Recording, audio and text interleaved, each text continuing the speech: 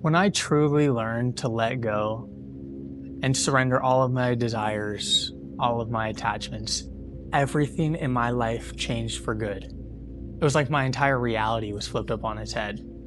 Because in 2022, I was $80,000 in debt, 30 pounds overweight, addicted to smoking, addicted to drinking, and I couldn't escape that old version of me. And I was so burnt out on the achievement. I've always been a young entrepreneur.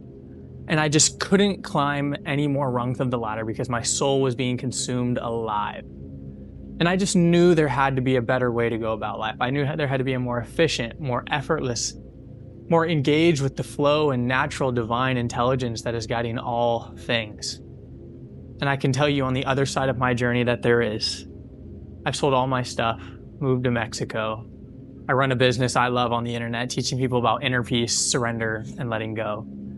And I'm going to teach you how to actually let go and actually experience the law of detachment so you can restore inner peace to your life. You can restore inner freedom. You can restore a healthy, regulated nervous system to where you're able to be present and actually enjoy your life. But not only that, actually leverage the power of detachment to where you become magnetic to all things. So the first thing I want to do is break down the law of detachment. The law of detachment is the idea that when you surrender all of your desires, when you surrender all of your attachments to people, places, and things outside of yourself, you restore an energetic state of wholeness and abundance. Because think about it, when you truly let go of your attachment to getting that text back from your romantic partner, when you truly let go of that attachment that you need to have $100 million in your bank account, when you truly let go of your attachment to how big your house needs to be or how fast your car needs to be, your identity and self-worth and energy, attention, and focus is no longer separated and fragmented onto a future thing. And this goes for things in the past too. If you're upset with yourself that you've just not been able to break the cycle of drinking and smoking, even though you've been able to achieve all these X, Y, and Z material things, that's okay too. If you reflect on a relationship you had with a girl 3 years ago and you're like, she was the one that was gonna have the children, she was the one that was gonna be my wife, like, that's okay too. But we're still casting our energy on a moment in the past, just like we're casting our energy in a moment in the future. So our attachments aren't necessarily to physical things, they're to ideas, they're to thoughts, and they're to emotions that are dictating our inner state. But that's because we're engaged with the illusion of the material world. When we bear the entire responsibility of life itself, and we're so consumed with our egoic self, we think it's us versus the world. And one of the most peaceful things that has kind of helped reorient and reshape my entire identity and existence is just kind of falling into the natural intelligence, the Tao, God, the universe, whatever you want to call it, whatever you want to believe in. To truly surrender and submit to a source bigger than yourself liberates you of a lot of tension. Liberates you on an identity level. Liberates you on a misconstrued identity of yourself that you're so burnt out and fed up with. And when you can slowly let down your guards and you can slowly come back to the present moment, you realize that the only thing causing you a lot of issues and struggle is your attachment to that idea and that version of yourself you had in your head.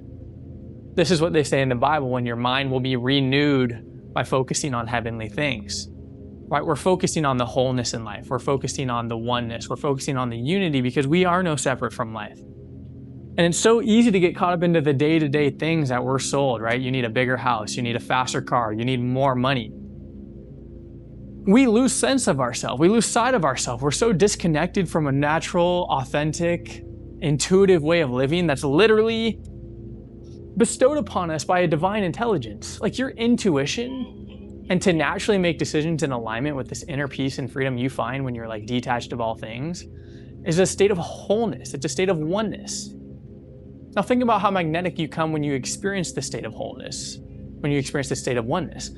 To truly desire nothing, to truly be attached to nothing, means that there is no thing outside your inner experience that validates your self-worth, that validates who you want to be, where you want to go, the things you want to have, because you're good as you are. You have come back to the present moment, because it is only in the present moment where you can unlock this wholeness. It's only in the present moment where you can find this stillness. And it is restored when you fill the God-shaped void.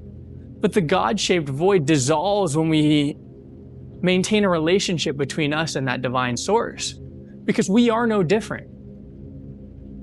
The same energy that created all of life and all of the universe and governs all things is in us. It is the silent, gentle awareness behind all things, because it's the present moment.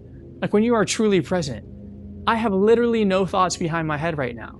These words are just coming naturally based on a feeling I have in my gut. Because in this moment, I'm truly trying to be dynamic and flow and tap into that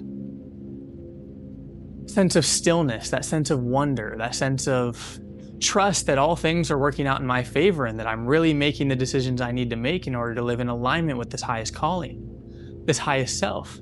But the highest self is not something upon a ladder that we need to climb. It's something that we just need to let go and dissolve into, because it's the natural state. This natural state of oneness is all that there is. That's like the greatest paradox in all spiritual teachings, is like, people are telling you need to manifest. They're telling you need to change your frequency. They're telling you need to become more magnetic. And while that's like an easy way to meet people where they are, it's not the truth. The truth is that's that searching for something outside of yourself. It's the inner desire to change. It's that inner desire to be anyone other than who you are, with someone else, doing something else, that's creating a sense of lack. It's creating like an inner fragmentation. But when you're truly experiencing a state of non-attachment, of detachment, of surrender and letting go, you're experiencing reality on reality's terms. You are one with reality. You are one of one, or one equals one, right? You have leveled out the playing field, and when one equals one, it's 100%. So your energy comes back to this moment. Because you're not striving for something. You're not placing it on that future we talked about. You're not placing it on that past we talked about. You're just allowing it to be now, and you're having trust and faith that things are going to work out in your favor. And because you're no longer judgmental of your past, or you're no longer worried about your future, you have the energy, patience, and presence to make the healthy decisions for yourself. So you start eating healthy, you start going to bed on time, you start reading positive books. You start engaging with walking meditations every day, where you're learning to find the state of surrender and the state of stillness and the state of peace and trust and faith in every moment. Because it's the only state that is, and you realize the act of cultivation and the act of practice is an act of just being here now. And anything that aims to pull you from this moment is an illusion. It's the ego. Because all I truly have is this moment, me and this camera and all of you watching. I don't know who's gonna watch. I don't know when people are gonna watch. I don't know why they're gonna watch. That's in a moment I do not have control over or am not a part of. All I have is right now, and I'm outside in beautiful nature with the breeze on my skin and just aiming to be 10 toes down where I am. Now, if you want to culture this state of detachment and you want to culture this state of like inner freedom, I'm going to walk you through a variety of steps that you can take in your daily practices to actually begin practicing it. Because what I always tell people is like, thinking about letting go is not letting go. Telling yourself that you're going to get something on the other side of detachment is not detaching. Like, I literally feel tension in my body when I say that. And that's how I'm able to decipher whether I'm in a state of detachment or not. Because if I'm like, I'm gonna tell the people watching my YouTube video, like, you can get everything you want and more when you let go. While that may be the case, that's not my job. That's not the state that I'm here to cultivate. That's not the state that you need to cultivate. Because when you truly desire nothing and you've truly found so much wonder and presence in this moment, you actually no longer want anything other than the peace that you found. So you're gonna become magnetic to opportunities, but that's because you already have everything through wanting nothing. So everything in the form of a synchronistic opportunity or a blessing, like someone bringing you a glass of water when you didn't ask, or getting a text from an old friend, or having a beautiful girl compliment you, is just icing on the cake because you're already 100% of the pie. Everything else is just whipped cream. And that's what you find in this state, is like, you're just here now.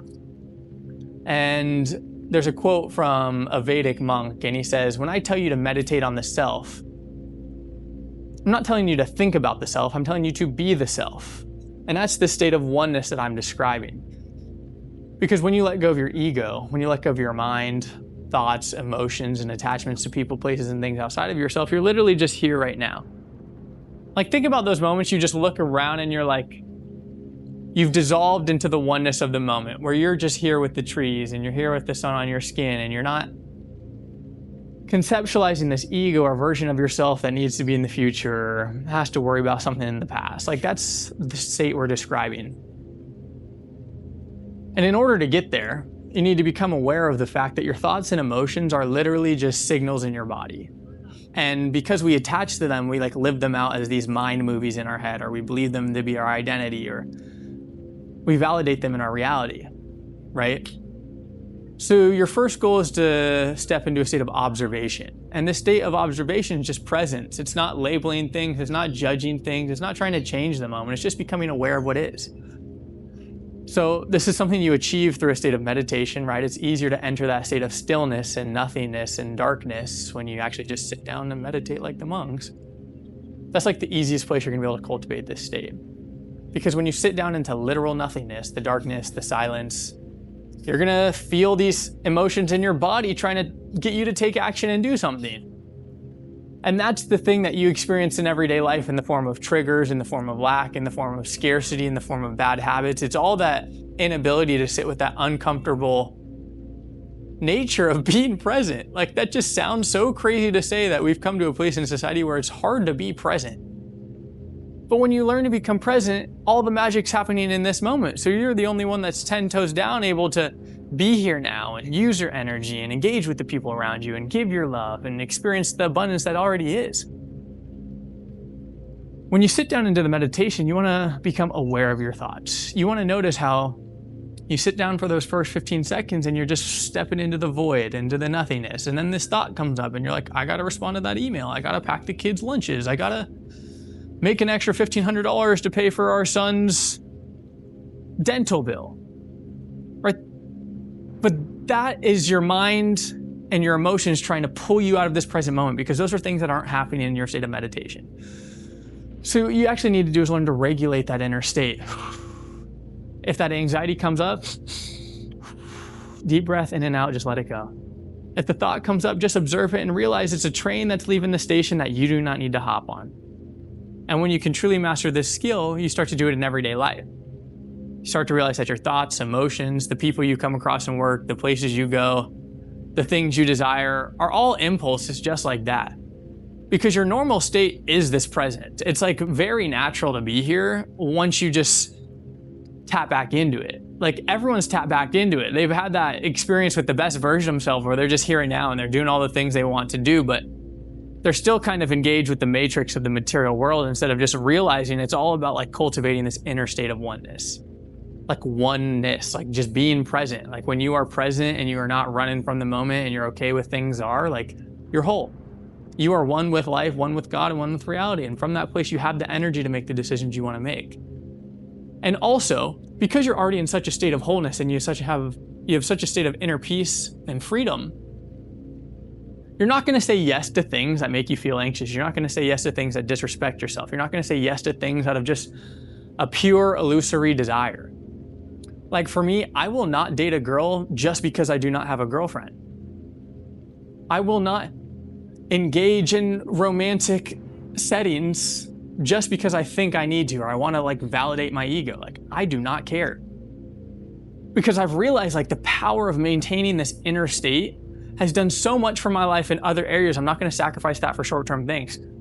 I'm not going to do business I once did and engage and just make money online, consulting, working with creators just for the sake of making the dollar, because it literally makes me feel sick.